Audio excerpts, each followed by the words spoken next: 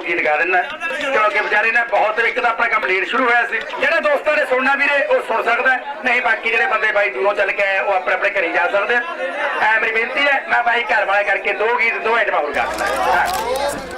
अमर सिंह चमकीला जब से रिलीज हुई है तब से हर कोई इस फिल्म की बात कर रहा है। जिस तरह से फिल्म मेकर इम्तियाज अली ने आर्ट और सोसाइटी के बीच एक रिलेशनशिप को मूवी में दिखाने की कोशिश की है वो बहुत ही रिमार्केबल है। क्योंकि ये फिल्म एक बायोपिक है तो ये ऑब्वियस है कि मूवी में दिखाई गई कुछ स्टोरीज सच में हुई होंगी और कुछ रियलिटी में नहीं हुई होंगी। तो इसीलिए हमेशा एक क्यूरियोसिटी बनी रहती है कि फिल्म में दिखाए गए कौन से एक्सपेक्ट एक्चुअल फैक्ट्स पर बेस्ड हैं और कौन से फिक्शनलाइज करके दिखाए गए हैं। इस वीडियो में आप इस फिल्म में दिखाए गए फैक्ट्स और फिक्शन के बारे में जानोगे तो वीडियो बहुत ही इंटरेस्टिंग होने वाली है तो इसको एंड तक देखना।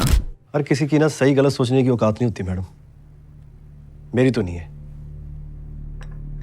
मुझ जैसे को तो बस कैसे जैसे करके जिंदा रहना होता है। नंबर 1 फिल्म में हम देखते हैं कि अमर सिंह चमकीला एक पॉपुलर सिंगर बनने से पहले एक कपड़े बनाने वाली मिल में काम करते थे। उनका पैशन सिंगिंग जरूर होता है पर अपनी फाइनेंशियल कंडीशन की वजह से उन्हें सॉक्स की फैक्ट्री में काम करना पड़ता है। और आपको बता दें कि ये एक फैक्ट है। हाँ, रियलिटी में भी चमकीला अपने स्ट्रगलिंग डेज में एक सॉक्स बनाने वाली फैक्ट्री में काम करते थे। नंबर 2 हमें फिल्म में दिखाया गया है कि चमकीला वल्गर और डबल मीनिंग सॉन्ग्स लिखते हैं और इसी वजह से कई सारे लोग उनको पसंद नहीं करते थे। ये बात सच है लेकिन पूरी तरह से नहीं। उन्होंने नॉर्मल सॉन्ग्स भी लिखे थे और इसके साथ साथ कई तरह के पॉलिटिकल, रिलीजियस और सोशल सॉन्ग्स भी लिखे थे जो कास्टिज्म और सोसाइटी के इश्यूज को भी हाईलाइट करते थे। और ये सब उन्होंने अपने करियर की स्टार्टिंग से किया था। तो हम कह सकते हैं कि मेकर्स ने यहाँ पर पूरी सच्चाई को डिपिक्ट नहीं किया है। तो फिल्म का ये पार्ट कुछ हद तक फिक्शनलाइज्ड है। नाम जप ले चमकीले का गीत है, मुझे लगा था उसी की आवाज है।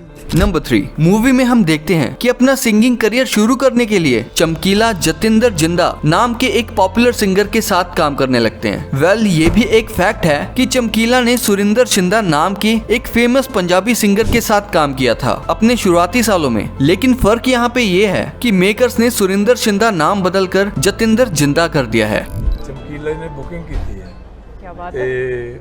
ਉਹਨੂੰ ਮੈਂ ਲੈਸਨ ਦੇ ਜਾਣਾ ਉਹਦੇ ਮੈਂ ਉਂਗਲੀਆਂ ਫੜ ਫੜ ਉਹਨੂੰ ਸਿਖਾਇਆ ਜੀ।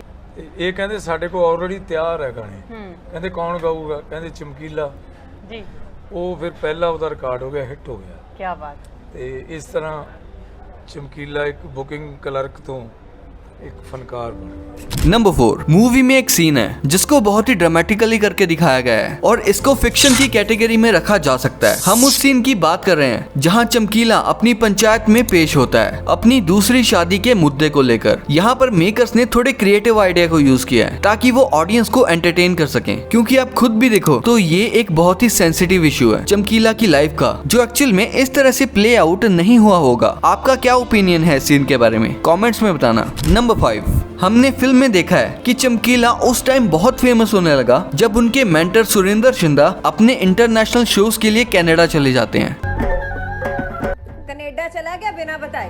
ये एस्पेक्ट भी एक फैक्ट है क्योंकि रियलिटी में भी कुछ ऐसा ही हुआ था। साल 1980 में सुरिंदर शिंदा कुछ टाइम के लिए कनाडा चले गए थे जिसकी वजह से वो जिस कंपनी के साथ लोकल शोज करते थे उनके पास कोई सिंगर नहीं बचा था। नई जोड़ी बनेगी सोनिया और चमकीला।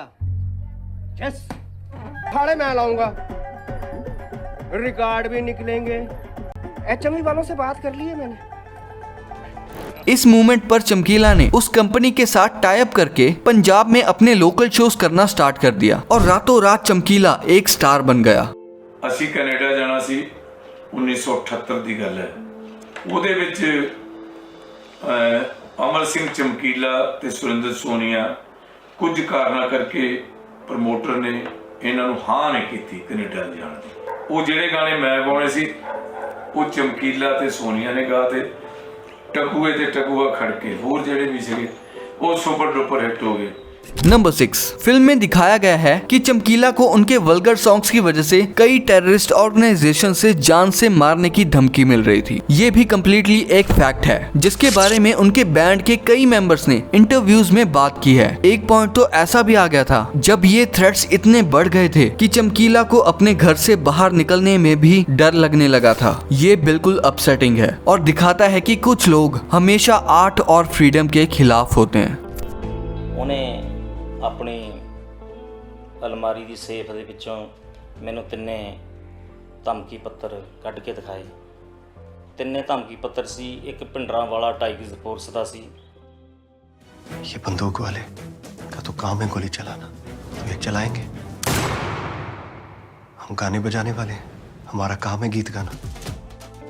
नंबर 7, फिल्म में बार बार मेंशन किया जाता है कि चमकीला पंजाब के हाईएस्ट रिकॉर्ड सेलिंग आर्टिस्ट हैं, और अगर ऐसा है तो बहुत ही हैरानी की बात है, क्योंकि 80s में उनकी डेथ के बाद कितने और सिंगर्स आए पर कभी भी वो चमकीला के रिकॉर्ड को नहीं तोड़ पाए। हमने इस फैक्ट को बहुत जगह क्रॉस चेक भी किया, चाहे वो रिकॉर्ड लेबल्स हों या म्यूजिक कंपनी ओनर्स के इंटरव्यूज, और इस बात में कोई शक नहीं है कि ये भी एक फैक्ट है कि सच में चमकीला पंजाब के हाईएस्ट रिकॉर्ड सेलिंग आर्टिस्ट हैं, और आज तक उनसे ज्यादा किसी भी आर्टिस्ट के गाने सेल नहीं हुए हैं, ना ही जैजी बी, सुरजीत बिंद्रखिया और ना ही गुरदास मान। नंबर 8, फिल्म में जब चमकीला डिसाइड करते हैं कि अब वो वल्गर सॉन्ग्स नहीं गाएंगे, तो वो अपने अखाड़ों में भी धार्मिक गाने और सेलिब्रेशंस वाले गाने गाना शुरू कर देते हैं, पर फिर भी लोग डिमांड करते हैं कि वो गाने गाएं जो वो सुनना चाहते हैं। इन सभी को देखकर चमकीला प्रेशराइज्ड फील करते हैं और वो ऑडियंस की रिक्वेस्ट को मना नहीं कर पाते। इस सीन को देखकर लगता है कि मेकर्स ने सिंपैथी के लिए ऐसा सीन फिल्म में दिखाया है, और रियलिटी में ऐसा नहीं हुआ होगा। चमकीला को ऑडियंस सच में इसी तरह से रिक्वेस्ट करती थी पुराने गाने गाने के लिए। आप इस वीडियो में ध्यान से देखना, क्राउड चमकीला को कैसे एग्रेसिवली वे में रिक्वेस्ट कर रहा है गाने के लिए। ये वीडियो आपको रियलाइज करवाएगी कि क्यों चमकीला कभी भी ऑडियंस को मना नहीं कर पाते थे। सुनने वालों का गुलाम था वो,